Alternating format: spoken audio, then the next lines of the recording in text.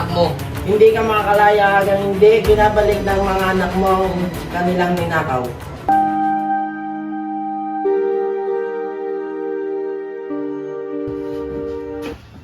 Sige, umalis ka na. Baka magbago pa ang utos ng Alpares. Talaga po? Oo, sige na. At huwag mo palang kakalimutan na hanapin ang magnanakaw mong anak.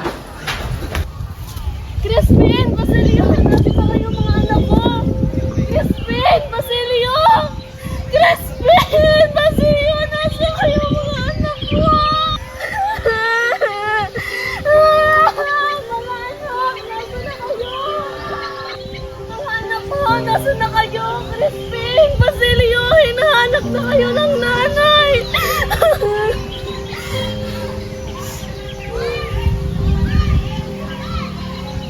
Damit ni Basilio. May dugo.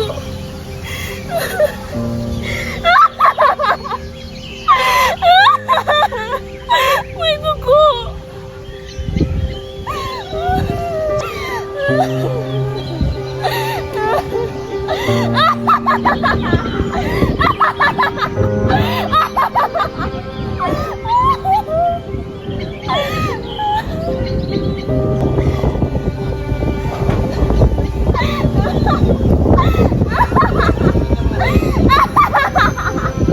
Mga anak! Mga anak! Crispin, Basilio! Hinahanap na kayo ng nanay! Mga anak!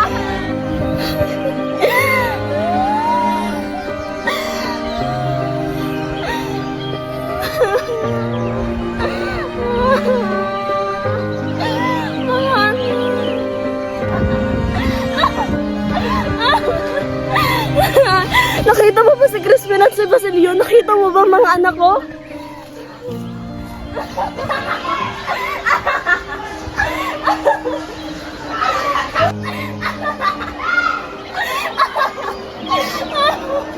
Ginoo, dito po itinapon ang bangkay ng iyong ama. Salamat sa iyong pagtuturo sa akin. Wala po iyon. Marami na rin po akong utang na loob sa inyong ama. Dahil sa kanya, maraming bata ang nakapag-aral. Kung gayon pala ay dapat kong ipagpatuloy na simulan ng aking ama. Ang ibig niyo po sabihin ay, Oo, papatayo ko ng paaralan upang madami pang batang matulungan. talaga po, maraming salamat po. Walang anuman. Sige, ako'y mauuna natin yung mahalaga pa akong pupuntahan. Sige po, mag-iingat po kayo. Ikaw rin.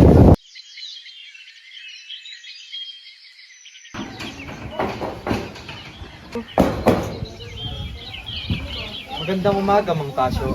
Bilang Ibarra, tuloy po kayo. Kinaratangan ko na aking maling panahon kayo. Salamat po. Umupo po muna kayo. Ano po ba aking mapaglilingkod sa inyo?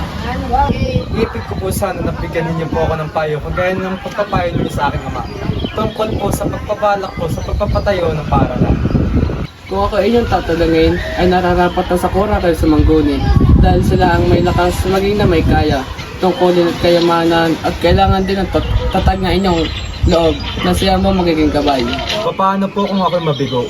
Pagagawa mo na inyong panukala ay kakatawa naman ninyong maisip na ginawa ninyo ang lahat na makakaya at magtibay ng inyong loob na siya magiging tanglaw sa lahat. Naniwala po ako sa inyo. Hindi nasayang ang pag-asa kong magtamo ng mabuting payo. Sa ngayon po ako'y magpapasaalam na. Maraming salamat po. Mag-iingat po kayo. Sino kaya yun? Elias, ikaw pala, tuloy ka kaibigan. Ano may paglilingkod ko sa iyo? Ako po'y may mahalagang dapat sabihin sa iyo. Kung gayon ay pumasok ka at mag-uusap tayo.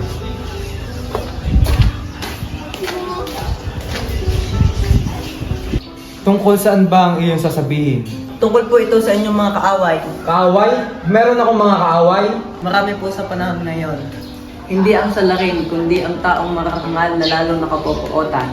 Isa na po sa inyong mga kaaway ay mamamatay lang kanina.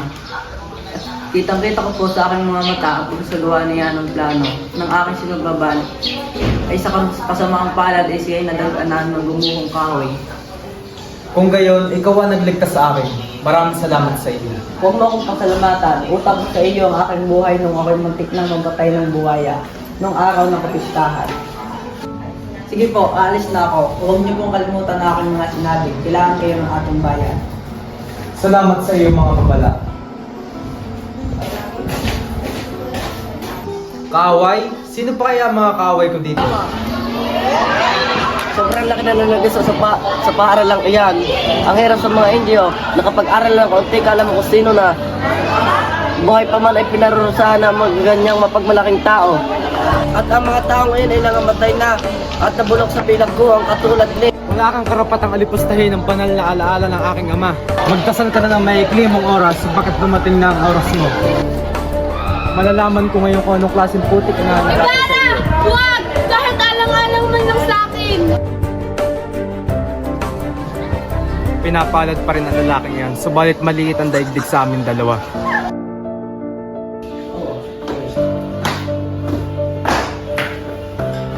Bakit ka umiiyak, Iha? Tia Isabel, ginawa mong school mo gado sa Ibarra at hanggat hindi siya inaalisan ito, pinagbawalan ako ni Amang makipagkita sa kanya. Hindi naman namatay si Padre Damaso, kaya nakakasigurado ako mapapatawad niya rin si Ibarra. Ako ba, Tia? Si Tia kung may kinalaman si Padre Damaso sa pagpapasyang ginawa ng Papa. Papa? Kailangan mo kung nangyari na, Isabel. Anong ibig mong sabihin? Sa akin, patanda mo sa nasirain ng kasal ni na Ibarra at Maria Clara. Hanay, sabi sa akin ni Padre Damaso ay magpapakalala siya sa iyong binatang kamag-anak at nalalaman ng katibay. Naloloko ka na ba?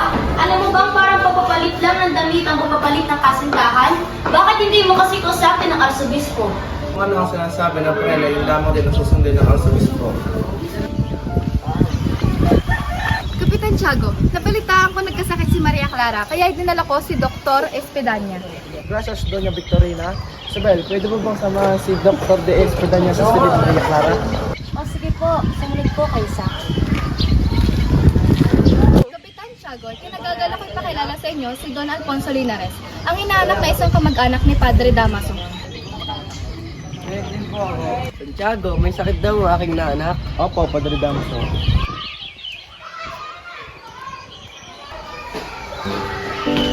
Maria Clara.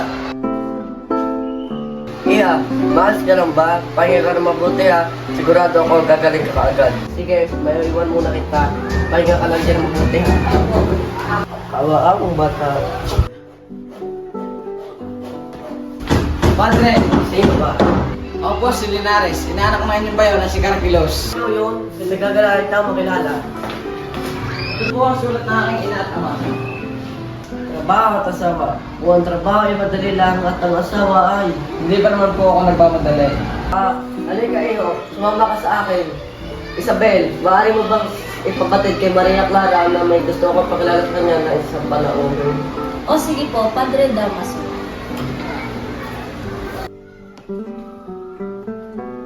Ha, Tia Isabel. May gusto daw ipakilala sa iyo si Padre Damaso. Sige po, pakasuhan niyo po sila. Maaari na po kayo pumasok, Padre Damaso. Halika iyo, sumama ka sa akin.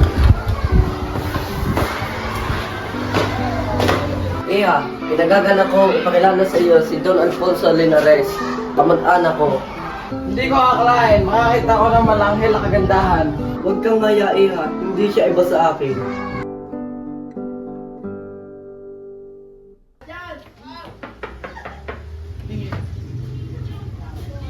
Aba, Elias, ikaw pala. Anong kailangan mo? Ginawang Ibarra, kailangan niyo magpagpisan. Ha? Bakit? Halika muna at pumasok dito. Natuklasan ko kung may ginagawang pag-uusig at kayo daw po ang sisigaw na may pakana nito. Ayon po sa aking kausap, pinabahan mo po sila upang manggulo. Diyos ng mga baging, ano ngayon na aking gagawin? Isanin ang puok na ito! Sandali, kailangan ko munang ayusin ang mga kasulatan.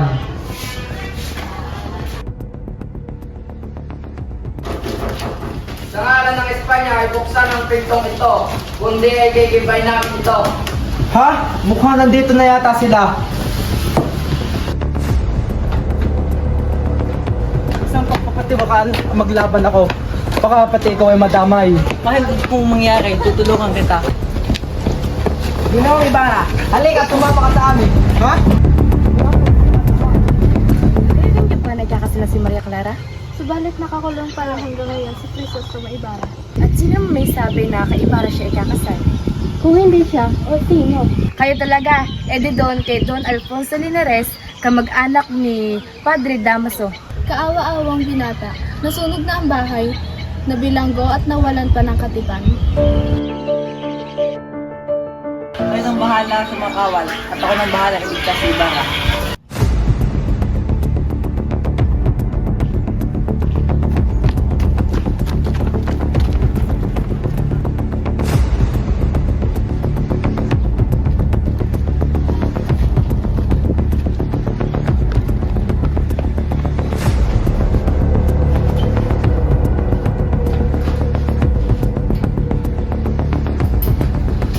Ginong Ibarra, kailangan nating tumakas. Elias!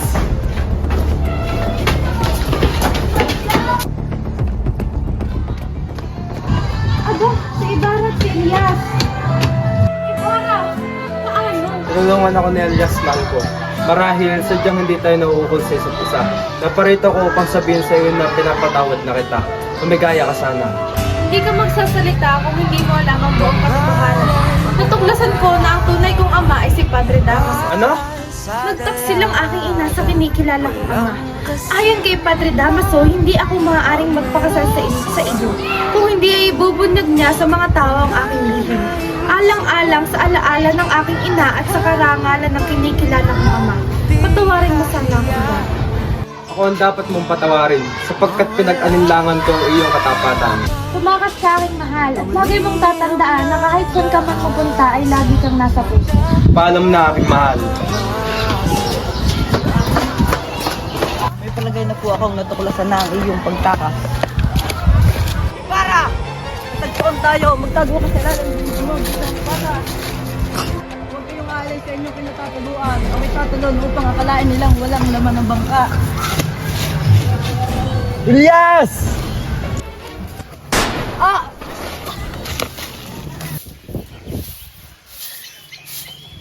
Lola, may pakikiusap lang po sana sa inyo. Ngayon pong magpapasko na, gusto ko pong umuwi kay sa aking kapatid ko at saka sa aking ina. Siguro po ay tumatangis na po sila sa aking pagkawala. Hindi ka makakarating sa bayan ng buhay, anak. At saka hanapin ka ng mga anak ko. Marami po kayong anak. Ang aking ina wala kundi dalawa. Ibig ko pong bigyan sila ng ginaldo sa kanyang ikatulong. Ako po isang anak na namumulika sa kanyang ina at kapatid. At aking hinahangat na makita po sila. Sana'y inyo po sana akong pahintulutan. Sa pangungusap mo'y natanong kung gaano ka mahal ng iyong ina at kapatid. Halalakad na at pagpalain ka naman ng Diyos. Talaga po, maraming salamat po. Sigurado po na matutuwa po si Nainay na makakasalo po nila muli ako sa Noche Buena. Sige po, mauuli na po ako. Sige, ingat ka na.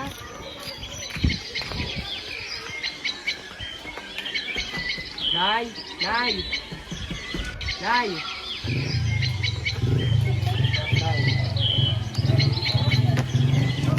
Si Sambaliw! Nay! Nay! Si Sambaliw!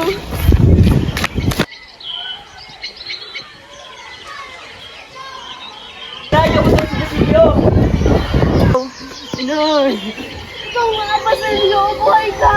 Buhay ka! Nay? Nay? Ligo!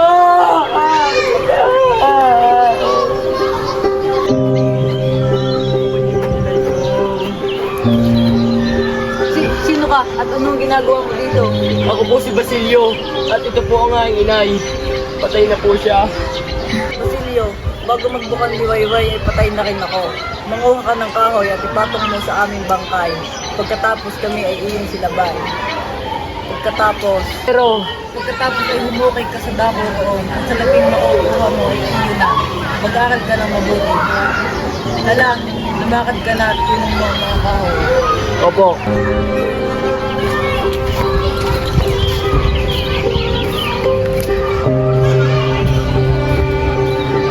Mamatay akong hindi man lang nakikita ang nagniningning na bukang liwayway.